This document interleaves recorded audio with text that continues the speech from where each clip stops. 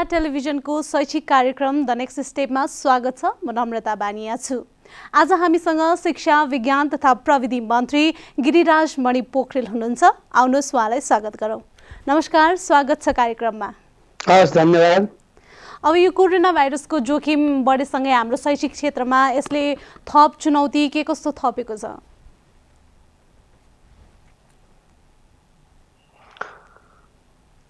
Lockdown, बन्दाबन्दीको समयावधि थपिएको छ। अब जोखिम पनि वृद्धि भएर गएको छ। सुदूरपश्चिम प्रदेश, कर्णाली प्रदेश र प्रदेश 2 मा पनि यसका चाहिँ समस्याहरू पछिल्लो बेलामा वृद्धि भएको छ। काठमाडौँमै पनि यो समस्याहरू देखा परेको छ। त्यसैले अहिले समग्रतामा यो महाविपत्तिले पार्ने असरको बारेमा चाहिँ अझै स्पष्ट हुन बाँकी नै छ। हामीले 1 देखि 9 सम्मको परीक्षा सकिसकेका हौँ। त्यसको रिजल्ट गर्न बाँकी छ। 10, 11, 12 को परीक्षाहरू स्थगन गरिएको छ। सिटिभिटी र विश्वविद्यालयहरूको परीक्षाहरू पनि र पठन पाठन पनि रोकिएको छ। अहिले 250 भन्दा बढी शैक्षिक संस्थाहरूमा क्वारेन्टाइनको रूपमा चाहिँ तिनीहरूलाई अगाडि बढाइएको छ। समग्र शिक्षा क्षेत्र अब देशको यो सङ्कटसँगै गम्भीर प्रभावित भएको अहिलेको अवस्था छ। यति बेला अब अभिभावक जस्तै हाम्रा विद्यार्थीहरू पनि शिक्षा मन्त्रालयले हाम्रो लागि चाहिँ विशेष गरी के गर्दैछ होला भन्ने पनि जानकारी लिन चाहनु भएको छ हैन? यति बेला शिक्षा मन्त्रालयले चाहिँ ती बालबालिकाहरूको लागि चाहिँ के गर्दैछ, के कस्तो नयाँ कार्यक्रमहरू ल्याउँदैछ, के छ? अहिलेको परिस्थितिमा पहिलो कुरा मैले के सार्वजनिक गरिसकेको छु भने यो बन्दाबन्दी खुलेको 1 हप्ताभित्र 1/9 को रिजल्ट निकाल्ने र त्यसको अर्को हप्तामा गएर टेलिफोनबाट, मोबाइलबाट, अनलाइनबाट भर्नाको प्रक्रिया सुरु गर्ने र यो भौतिक दूरी कायम गर्ने यो सन्दर्भमा पनि। त्यसपछि बन्दाबन्दी अन्त भएको 21 दिन पछाडि सामान्यतः 10, 11, 12 को परीक्षा गराउने सन्दर्भमा र विश्वविद्यालय र सिटिभिटीको परीक्षा गराउने सन्दर्भमा राष्ट्रिय परीक्षा बोर्ड, विश्वविद्यालयका उपकुलपतिहरू सकारात्मक हुनुहुन्छ। तर अहिले ठ्याक्कै हामीले अहिले नै सबै कुरा घोषणा गर्न सक्दैनौँ। परिस्थिति अझै हेर्नुपर्ने हुन्छ। यो बेलामा हाम्रो जोड चाहिँ हिजोको दूरशिक्षा, अनलाइन एजुकेसन, त्यस्तै किसिमले भर्चुअल क्लासहरूमा छ। अहिले पनि नेपाल टेलिभिजनबाट 9 र 10 को अनिवार्य विषयको पठन पाठनहरू चाहिँ चलिराखेको छ। त्यसमध्येमा आइतबारदेखि शुक्रबारसम्म छ। यता हामीले पाठ्यक्रम विकास केन्द्र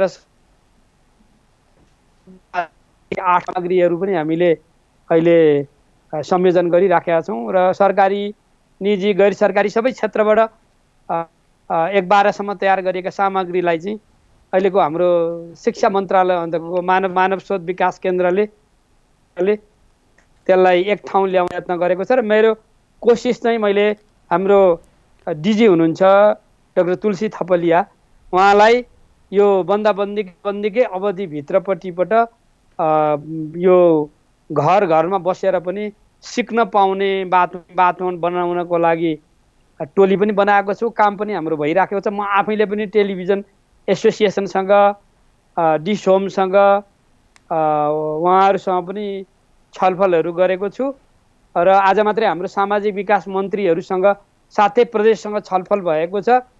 अहिले सङ्कटको बेला पनि विद्यार्थीहरूको सिक्न पाउने अधिकारलाई प्रत्याभूत गर्नको लागि कुन बाटोबाट कसरी जाँदा सकिन्छ भनेर हामी लागि परेका छौँ।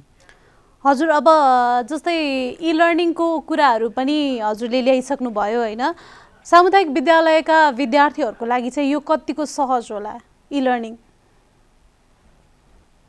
सामुदायिक विद्यालयहरूलाई नै ध्यान केन्द्रित गरेर यसलाई अगाडि बढाउन खोजिएको हो। निजी लगानीका विद्यालयहरूले कतिपयले यो अभ्यास पनि गरिराख्नु भएको छ। मेरो चाहिँ यो बिचमा पनि प्याप्सन हिसानका साथीहरूसँग पनि कुराकानीहरू भएको छ। सबै क्षेत्रका विद्यालयहरूमा यो चाहिँ कसरी पुर्याउने, जहाँ चाहिँ हाम्रो टेलिभिजनको सुविधा छैन त्यो ठाउँमा हामीले एफएमबाट पनि पढाउनु पर्ने हुनसक्दछ। 72 सालमा हामीले नाकाबन्दीको बेलामा यो अभ्यास पनि गरेका थियौँ। मधेस तराईमा हामीले एफएमबाट पढाउने, टेलिभिजनबाट पढाउने काम पनि अगाडि बढाएका थियौँ। त्यो अनुभव पनि हामीहरूसँग छ र अब यो बेलामा हामी केबलहरूको पनि सहयोग लिन सक्दछौँ। सजिलो पद्धति त होइन यो, तर यो सङ्कटको बेलामा अब हामीले आफूलाई प्रविधि मैत्री बनाउनुपर्छ र चाहिँ जतिसक्दो चाँडो योसँग गाँसिएका भौतिक तयारीको कुरा, जनशक्ति तयारीको कुरा, सामग्री तयारीको दिशामा कामलाई अगाडि बढाउन लागिराखेका छौँ। हजुर, अब यो जनजीवन सामान्य बने लगत्तै परीक्षाहरू सञ्चालन हुने भन्ने पनि सुनियो होइन? त्यसपछि अब हाम्रो अन्य रोकिएका कक्षाहरू पनि हामीलाई सञ्चालन गर्नु नै छ। अब त्यो समयमा परीक्षा गर्दाखेरि वातावरण कस्तो होला? फेरि त्यसले त केही दिन बच्चाहरूको क्लास पनि त त्यसमा प्रभावित हुन्छ होइन? पहिलो कुरा हामी डरबाट मुक्त हुनु पर्यो। यो कोरोनाको बारेमा ठिक ढङ्गले हामीले शिक्षित दीक्षित गर्नु पर्यो। भाइरसको बारेमा पनि हामीले पढाउनु पर्यो, शिक्षित बनाउनु पर्यो। सामान्य अवस्थामा तुरुन्तै फर्किहाल्छ भन्ने मलाई लाग्दैन। अब यसको अभ्यास पनि विभिन्न देशमा विभिन्न प्रकारले अगाडि बढेको छ। हामीले चाहिँ हाम्रो यथार्थतामा टेकेर हामीलाई लैजानुपर्ने हुन्छ। अब शैक्षिक संस्थाहरू नि क्वारेन्टाइनमा अथवा आइसोलेसनको अवस्थामा रहेकाहरूलाई चाहिँ सामान्यीकरण गर्ने एउटा निश्चित समयहरू लाग्दछ। अब जोखिम छ, अप्ठ्यारोहरू छ। मेरो कोसिस चाहिँ शैक्षिक सत्र नभत्कियोस्, जाडो गर्मीको बिदा मिलाएर, हाम्रा चाडपर्वका बिदाहरू मिलाएर, परीक्षाको चाहिँ रिजल्टहरू अलिकति चाँडो गरेर, अनि शिक्षकहरूले पनि यो बेलामा अतिरिक्त मेहनत गरेर, विद्यार्थीहरूले पनि अतिरिक्त मेहनत गरेर, घरको अभिभावकहरूले पनि विद्यार्थीहरूलाई एउटा अनुकूलताको अवस्था सिर्जना गरिदिएर हामीले चाहिँ सहजीकरण गर्नुपर्छ। असामान्य परिस्थितिमा सामान्य ढङ्गले सोचेर हुँदैन। असामान्य परिस्थितिमा भइरहेका परीक्षाहरूमा चाहिँ हामीले पनि त्यही ढङ्गले आफूलाई तयार गर्नुपर्छ। घरमा बसेर हाम्रा विद्यार्थी भाइ बहिनीहरूले आफूलाई तयार गर्नै पर्दछ। अब विपदको बेलामा तयारी पनि त्यही ढङ्गले अगाडि बढ्छन्। अब परीक्षा केन्द्रहरूमा हेल्प डेस्कहरू राख्नुपर्ने हुन्छ। त्यो भौतिक दूरीलाई पनि कायम गर्नुपर्ने हुन्छ। मेरो विचारमा अलिकति हाम्रो सहज खालको जीवन त भत्किएको छ, तर यसलाई सामान्य अवस्थामा ल्याउनको लागि पनि शिक्षाले त सचेतनताको भूमिका पनि खेल्नुपर्छ र आफ्नो नियमित प्रक्रियालाई पनि अगाडि बढाउनुपर्छ। हजुर, जस्तै अब यो विपदको परिस्थितिलाई हेर्दाखेरि अबको हाम्रो पाठ्यक्रममा एउटा विपद व्यवस्थापन भन्ने विषय पनि राख्न जरुरी छ कि भन्नेतिर हामीलाई सोच्न बाध्य बनाएको अवस्था हो कि होइन? केही दिन अगाडि यो विपद जोखिम न्यूनीकरण परिषदको बैठक थियो। हजुर, सम्माननीय प्रधानमन्त्रीकै अध्यक्षताको बैठक। हामी मन्त्रीहरू, प्रतिपक्षी दलको नेता पूर्व प्रधानमन्त्री शेरबहादुर देउवा पनि हुनुहुन्थ्यो र अनि यो प्राधिकरणका साथीहरू पनि थियो, गृह मन्त्रालय अन्तर्गत छ। मैले त्यहाँ पनि यो विषय राखेँ कि वास्तवमा चाहिँ अब क्लाइमेट चेन्जको विषय होस् अथवा विपदको विषय होस्, यो पनि पठन पाठनको विषय हो।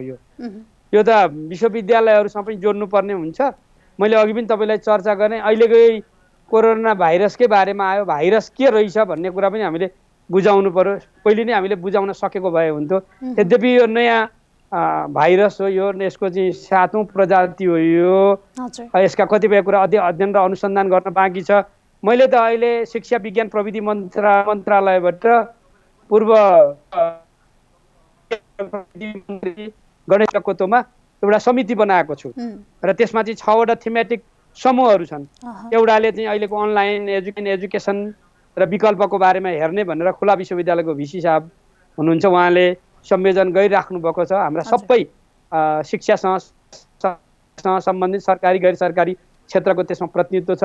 अर्को हामीले प्राज्ञ दिनेश भुजुको संयोजकत्वमा अर्को समिति बनाएका छौँ।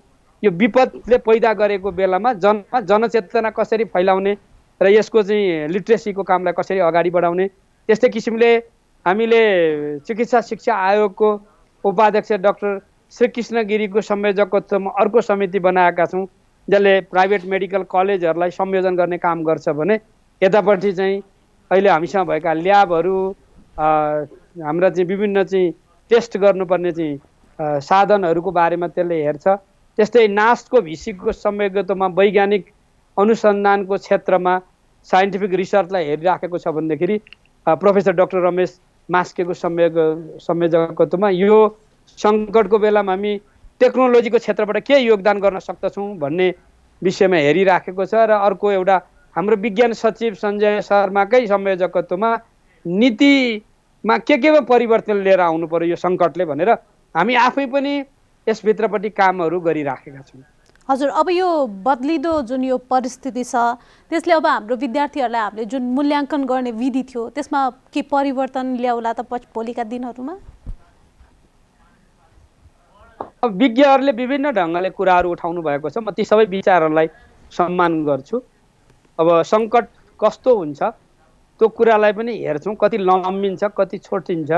सामान्यतः हाम्रो अलिकति परीक्षामुखी पद्धति भएको कल्चर भएको परीक्षा भनेपछि अभिभावकलाई पनि लाग्ने, विद्यार्थीलाई पनि लाग्ने, सँगै हाम्रो शैक्षिक संस्थाहरूलाई लाग्ने अहिलेको अवस्था हो। यो सङ्कटले अब हामीलाई भिन्न ढङ्गले अगाडि बढ भनिराखेको छ। हामी चाहिँ ट्रेडिसनली जुन ढङ्गले हिँडेका छौँ त्यसबाट हुँदैन भन्ने सन्देशहरू हामीले प्राप्त गरिराखेका छौँ। त्यसो गर्दा स्वाभाविक ढङ्गले हाम्रा प्रविधि मैत्री सामग्री पनि बनाउनुपर्छ, पठन पाठनको सिकाइ केन्द्रित कुरा पनि त्यही ढङ्गले लैजानुपर्छ, मूल्याङ्कनका पनि हामीले चाहिँ नयाँ विधिहरू विकास गर्नुपर्छ, नयाँ टुल्सहरू विकास गर्नुपर्छ। मूलतः विद्यार्थीहरूको सिक्न पाउने न्यूनतम सक्षमतालाई प्रत्याभूत गर्ने गरी यो समग्र पक्षमा चाहिँ हामीले ध्यान दिनुपर्छ।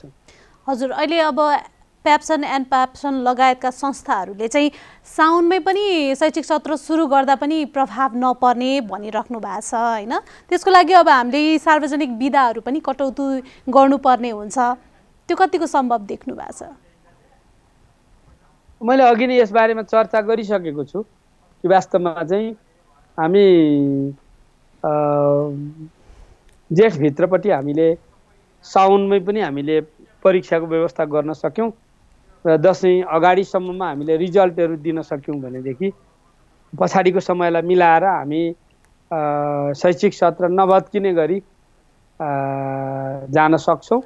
तर सङ्कट लम्बियो, किनभने यो अहिलेको समस्या भनेको हाम्रो राष्ट्रिय समस्या होइन, यो विश्वस्तरीय समस्या हो। यो विश्वस्तरीय महामारी विरुद्ध विश्वस्तरीय चाहिँ अभियान पनि चलिराखेको छ, हामी पनि त्यसको अङ्ग हौँ। विश्वबाट पनि हामीले सिक्नुपर्छ, भारतबाट पनि सिक्नुपर्छ, चीनबाट पनि सिक्नु पर्दछ। त्यसैले सङ्कटमा धेरै कुराहरू निर्भर गर्छ। अब हुन सक्दछ धेरै लम्बिएर गयो भनेदेखि हामीले अरू विकल्पहरू पनि सोध्नुपर्छ। तर अहिलेसम्मको अवस्थाहरू हेर्दाखेरि हामीले जुन चाहिँ यो बन्दाबन्दीको जो रणनीति अवलम्बन गरेका छौँ, पहिलो चरणबाट अहिले समस्या पनि दोस्रो चरणमा पुगेको छ र हामीले एकदमै ठिक खालको चाहिँ रणनीति बनाएर कार्ययोजनाहरू बनाएर अगाडि बढेका छौँ। धेरै नलम्बिएला भन्ने हाम्रो चाहिँ अनुमान पनि छ। त्यसैले शैक्षिक सत्र नभत्किने गरी लैजानको लागि सबै क्षेत्रको योगदानको आवश्यकता छ। सङ्घ प्रदेश लोकल तहले यसलाई संयोजन गरेर अगाडि बढ्नुपर्छ। हजुर, अब अहिले माध्यमिक परीक्षा चाहिँ हामीले भनिरहेका छौँ, तर पनि एसई परीक्षालाई लिएर हाम्रो अझै पनि त्यो परिवर्तन हुन सकेन। विद्यार्थीदेखि लिएर अभिभावक शिक्षकदेखिको सोच होइन, खासमा अझै पनि एसईलाई एकदमै महत्त्वका साथ हेर्ने गरिन्छ। त्यसैले पनि अहिले बढी चिन्तित चाहिँ विद्यार्थीहरू चाहिँ हाम्रो अब यो रोकिएको एसई परीक्षा चाहिँ कहिले होला भन्नेमा हुनुहुन्छ होइन। अब 12लाई नै हामीले चाहिँ माध्यमिक शिक्षाको चाहिँ अन्तिम केन्द्रबिन्दु हो है भनेर मानिसकेको अवस्था हो नि होइन। हो यो 72 सालमा हाम्रो जुन शिक्षा ऐनको 8औं संशोधन भयो त्यसले चाहिँ विद्यालय शिक्षालाई हामीले 12 सम्म पुर्यायौँ। यो हाम्रो आवश्यकता पनि थियो, यो अन्तर्राष्ट्रिय समकक्षताको दृष्टिकोणले पनि आवश्यकता थियो। अब अलि हामी घोकन्दे ढङ्गले पढ्ने र अनि परीक्षामुखी हुने हाम्रो संस्कृति जस्तो बनेको छ। अहिले जोड दिनुपर्ने कुरा 12 को परीक्षा हो, तर अब 12 को परीक्षालाई 10, 11 को परीक्षाले पनि सपोर्ट गर्दछ। त्यसैले हामीले अहिले परीक्षाको पद्धतिलाई चाहिँ हामीले निरन्तरता दिएका छौँ। अहिले अब कहिले परीक्षा होला भन्ने जवाफ दिन त अहिले सकिँदैन, तर मैले अघि तपाईँलाई चर्चा गरिसकेँ लकडाउन अथवा बन्दाबन्दीको चाहिँ निर्णय चाहिँ समाप्त भइसकेपछि अथवा परिस्थिति सामान्यीकरणको दिशामा अगाडि बढ्यो भनेदेखि हाम्रो कोसिस चाहिँ तेस्रो हप्ताबाट चाहिँ परीक्षाको दिशामा जाने माहौल बन्न सक्छ कि भन्ने हुनेछ। हजुर, कक्षा 9 र 10 को तपाईँले भन्नुभयो जस्तै एनटिभीमा भर्चुअल क्लासहरू हामीले सञ्चालन गरिरहेका छौँ भन्नु भइरहेछ। यसको मूल्याङ्कन चाहिँ गर्नुभएको छ कि छैन, त्यसबाट फिडब्याकहरू आएको छ कि छैन, कि कसरी यो राम्रै भइरहेछ कि ठिकै भइरहेछ कि विद्यार्थीहरूले एकदमै यसलाई लाभदायी रूपमा लिइरहनु भएको छ कि अब जस्तै अब साना साना बालबालिकाको लागि पनि केही गर्न सकिन्छ कि यस्तै भर्चुअल क्लासबाट भन्नेतिर लाग्नु भएको छ? हामी लागेका छौँ। अब अहिले त 9-10 को उपयोगिताको बारेमा विद्यार्थीहरूले कति हेर्नु भएको छ, कति सिक्नु भएको छ। अब टेलिभिजनको चाहिँ पहुँच भएका ठाउँमा यो सम्भव भएको छ, टेलिभिजन नपुगेको ठाउँमा त यसको चाहिँ उपयोगिता भएको छैन। त्यसैले हामी चाहिँ टेलिभिजन नपुगेको ठाउँमा यो कसरी लैजाने भन्ने अन्तर्गत पनि छौँ। भनेपछि टेलिभिजन बाहेक अन्य विकल्पहरू पनि यसमा चाहिँ हामीले खोज्नुपर्छ भनेर लागेका छौँ। तपाईँले भनेको जस्तो समग्र यसको व्यवहारिक उपयोगिताको बारेमा प्रभाव कस्तो छ भन्ने कुरा चाहिँ अध्ययन गर्न बाँकी छ। हजुर, जस्तै पाठ्यक्रम विकास केन्द्रले चाहिँ हाम्रो पाठ्यक्रम निर्माण गर्ने काम गर्छ, तर अझै पनि धेरै पाठ्यक्रमहरू चाहिँ उहाँहरूले आफ्नो वेबसाइटमा नहालिदिँदा चाहिँ त्यताबाट पनि विद्यार्थीहरूले सिक्ने अवसर प्राप्त गर्थे नि होइन। अब त डिजिटल नेपालको अभियानसँग हाम्रो समग्र शिक्षा अभियानलाई जोड्नुपर्छ। हजुर, अझ शिक्षा चाहिँ सबभन्दा अगाडि जानुपर्छ। विज्ञान प्रविधि मन्त्रालय पनि भएको कारणले पाठ्यक्रम विकास केन्द्र, राष्ट्रिय परीक्षा बोर्डलाई हामी चाहिँ यो प्रविधि मैत्री बनाउने दिशामा जाँदैछौँ। अहिलेसम्म तयार गरिएका सामग्रीहरू तिनीहरूलाई वेबसाइटमा राख्ने र तिनीहरूलाई चाहिँ विद्यार्थी र टिचरहरूको नजिकमा पुर्याउने र शिक्षामा सरकार राख्ने सबैले यसलाई पाउने गरी तयार गर्नुपर्छ भन्ने दिशामा हामी अग्रसर भएका छौँ। कम्तीमा अहिलेको सङ्कटले त्यो गतिलाई अलिकति तीव्रता दिएको छ। अब विद्यालय अवस्था सुध्रिएपछि खोलेपछि अब बाल मनोविज्ञानमा पनि त्यसमा पनि काम गर्नुपर्ने होला होइन। त्यसको लागि हामीले शिक्षकहरूलाई कसरी तयार पार्छौँ आगामी दिनहरूको लागि? अब परिवर्तनको सम्भाग चाहिँ शिक्षक नै हुन्। हजुर, पहिलो कुरा शिक्षकले आफूलाई प्रविधि मैत्री बनाउनु पर्यो, ज्ञानको पनि सन्दर्भमा पनि अध्यावधिक गर्नु पर्यो। अनि अहिले हामीले अनलाइन पद्धतिलाई अगाडि बढाए पनि व्यवहारिक ढङ्गले त्यसभित्र पनि शिक्षकको भूमिका महत्त्वपूर्ण हुन्छ। गुणात्मक शिक्षा प्रत्याभूत गर्नु यतिखेरको हाम्रो आवश्यकता हो र त्यो गुणात्मक शिक्षा चाहिँ गुणात्मक टिचर भएपछि मात्रै प्राप्त हुन्छ। त्यसैले अहिले हाम्रो विरासतमा आउनुभएका शिक्षक साथीहरूले एउटा अवसर प्राप्त गर्नुभएको छ। उहाँहरूले थप मेहनत गरेर आफूलाई अध्यावधिक गर्नुपर्ने हुन्छ।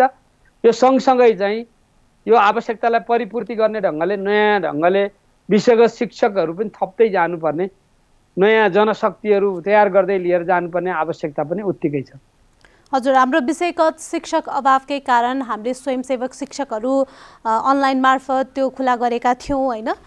अब त्यसको चरण के हुन्छ, किनभने हामीलाई अझै पनि विषयगत शिक्षकको अझै अभाव छ।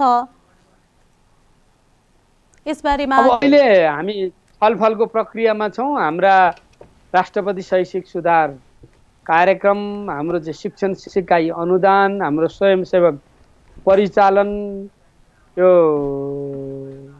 विद्यालयको मर्जिङ कार्यक्रम जस्ता कार्यक्रम यो वर्षका हाम्रा कार्यक्रमहरू हुन्। अब यो शैक्षिक सत्रको लागि अब शिक्षण स्वयंसेवकको प्रबन्ध गरिएको, अहिले टिचरकै भूमिकालाई नै अथवा टिचरलाई नै विस्थापित गर्ने पात्र उनीहरू होइनन्। उनीहरूले अहिले शिक्षामा सहयोग गर्ने कुरा हो। हजुर, यी कार्यक्रमहरू कुनै न कुनै ढङ्गले हाम्रो प्राथमिकतामा परेका कार्यक्रमहरू हुन्। हजुर, तिनीहरू आगामी दिनमा पनि चाहिँ अगाडि बढ्छन् भन्ने मलाई विश्वास छ। हजुर। विगत लामो समयदेखि हाम्रो यो भर्ना अभियान सञ्चालनमा छ। यो वर्ष अब त्यसले कस्तो रूप लिन्छ त? यो वर्ष अघि मैले चर्चा गरेँ, विद्यार्थी भर्ना भए के अरे रिजल्ट आएको 1 हप्तापछि अनलाइन, फोन, मोबाइलको माध्यमद्वारा भर्ना प्रक्रिया अगाडि बढाउनुपर्छ। त्यसपछि विगतमा अभिभावकत्व ग्रहण गरेकाहरूले त्यसलाई निरन्तरता दिइदिनु हुनेछ। हामीसँग अहिले शक्तिशाली लोकल सरकारहरू छन्, स्थानीय सरकारहरू छन्। भर्ना प्रक्रिया अनि सबै केटाकेटीलाई स्कुल ल्याउने अभियान, साक्षरता अभियान उहाँहरूकै वरिपरि अगाडि बढ्दछ। फ्रन्ट सिटमा उहाँहरू बसिसकेर अब पृष्ठभागमा प्रदेश र सङ्घीय सरकार बसेर काम गर्नुपर्ने हुन्छ। परिस्थितिमा आएको परिवर्तन हुनु, भर्नाको मोडेल पनि परिवर्तन हुन्छ। हजुर, हस्, हामी कार्यक्रमको अन्त्यतिर आइसकेका छौँ। तपाईँ घरमा बसिरहेका विद्यार्थी र अभिभावकको लागि केही भन्न चाहनुहुन्छ शिक्षा मन्त्रालयको तर्फबाट? मैले आज मात्रै सामाजिक विकास मन्त्रीहरूसँग एउटा अनलाइन मिटिङ सकेको छु। हामी यो वर्षको नीति कार्यक्रम र बजेट निर्माणको क्रममा पनि छौँ, हामीहरू तयारीमा पनि छौँ। मैले अघि यो सङ्कटलाई आधार गरेर विभिन्न विषयगत वैज्ञानिक समुदायका धारणाहरूसहित चाहिँ नीति निर्माणको क्रममा पनि छौँ। म अहिले यो जनता टेलिभिजनको कार्यक्रम हेरिरहनुभएका, सुनिरहनुभएका, विशेष गरेर शिक्षासँग सम्बन्धित भएका सबै सरोकारवालाहरू, विद्यार्थी भाइ बहिनीहरू र अभिभावकहरूलाई के भन्न चाहन्छु भनेदेखि सचेत हौँ, भयबाट मुक्त हौँ, यसलाई ठिक ढङ्गले यो कोरोना भाइरसलाई बुझौँ, यसले सिर्जना गरेका विपत्तिहरूलाई बुझौँ र आफ्नो ठाउँबाट सचेतना पैदा गरिदिने कामहरू गरौँ। पहिलो कुरा, अहिले विभिन्न माध्यमबाट आएका जो शिक्षालाई सहयोग गर्ने कार्यक्रमहरू छन्, विशेषतः 9 र 10 को जो भर्चुअल क्लास छ नेपाल टेलिभिजनको, आइतबारदेखि शुक्रबार 11 बजे 3 बजेसम्म त्यो कार्यक्रम हेर्नुहोस्, त्यसबाट लाभ लिनुहोस्। त्यस्तै किसिमले अरू सामग्रीहरू पनि उत्पादन भएका छन्, तपाईँहरू ती सामग्रीसँग पनि गाँसिनुहोस्, आफ्नो शिक्षात्मक गतिविधिलाई अगाडि बढाउनुहोस्। तर त्यो सँगसँगै यसलाई परीक्षा भनिसकेपछि सबै कुरा छोडिदिने र त्यसमा मात्रै केन्द्रित हुने जो जीवन पद्धति छ त्यसबाट बाहिर निस्किनुहोस्। अलिकति घरलाई पनि सहयोग गर्नुहोस्। त्यस्तै किसिमले व्यायाम गर्नुहोस्, ध्यान गर्नुहोस्, योग गर्नुहोस्। पढाइसँगै मनोरञ्जनात्मक पक्षमा पनि ध्यान दिनुहोस्, स्वस्थ मनोरञ्जनको पक्षमा पनि ध्यान दिनुहोस्। र यो जो अवसर अलिकति हामीले सङ्कटको नाममा प्राप्त गरेका छौँ, यसलाई आफ्नो परीक्षाको तयारीसँग जोड्नुहोस्। अहिले शिक्षक महासङ्घले विभिन्न प्रदेशहरूमा विज्ञान शिक्षकहरूको चाहिँ टोलीहरू बनाइदिएको छ। मैले सुनेको छु गण्डकी र कर्णाली प्रदेशमा त्यस्ता खालका चाहिँ फोनबाट पनि चाहिँ विद्यार्थीहरूलाई परामर्श दिने कामहरू भएको छ। मलाई नै शिक्षक महासङ्घको अध्यक्ष बाबुराम थापाले हामी 7 प्रदेशमा हामीले शिक्षकहरूका टोलीहरू बनाएका छौँ भन्नुभएको छ। तपाईँहरू आफ्नो स्कुलको हेड सरसँग र आफूलाई पढाउने टिचरहरूसँग चाहिँ सम्पर्क गर्नुहोस्। अहिले त दक्षिण एसियामा सबभन्दा धेरै मोबाइल प्रयोग गर्ने देशको रूपमा हामी रहेका छौँ। तपाईँको साथमा भएको मोबाइललाई चाहिँ तपाईँ प्रयोग गर्न सक्नुहुन्छ। यो तपाईँको ज्ञान वृद्धिको साधन पनि हुन सक्दछ। यसलाई तपाईँ सदुपयोग गर्नुहोस्। यो एउटा अवसर हो। विश्व स्तरमा एकदमै ठुलो सङ्कट आइराखेको बेलामा हामीले अरूसँग तुलना गरेर हेर्दाखेरि हामीले अझै पनि चाहिँ यसले भयावह रूप लिएको छैन। त्यसलाई रोक्नको लागि सरकार आफ्नो ठाउँबाट अथक प्रयत्न गरिरहेको छ। यो पक्षलाई हेर्दै सकारात्मक हुनुहोस्, आफूलाई चाहिँ सिक्नको लागि र बदल्नको लागि चाहिँ मेहनत गर्नुहोस्। तपाईँको टेलिभिजन मार्फतबाट म यो उहाँहरू सबैलाई अनुरोध र आग्रह गर्दछु। हस्, आफ्नो व्यस्तताका बावजुद पनि हाम्रो कार्यक्रममा समय दिनुभएकोमा धेरै धेरै धन्यवाद। हस्, यो सङ्कटको बेलामा शिक्षा विज्ञान प्रविधि मन्त्रालयका विचारहरू राख्ने अवसर दिनुभएकोमा जनता टेलिभिजनलाई पनि म धन्यवाद दिन चाहन्छु। उहाँ हुनुहुन्थ्यो शिक्षा विज्ञान तथा प्रविधि मन्त्री गिरिराज मणि पोखरेल। तपाईँ जनताद्वारा जनताका लागि प्रसारित जनता टेलिभिजन हेरिरहनुहोस्। नमस्कार।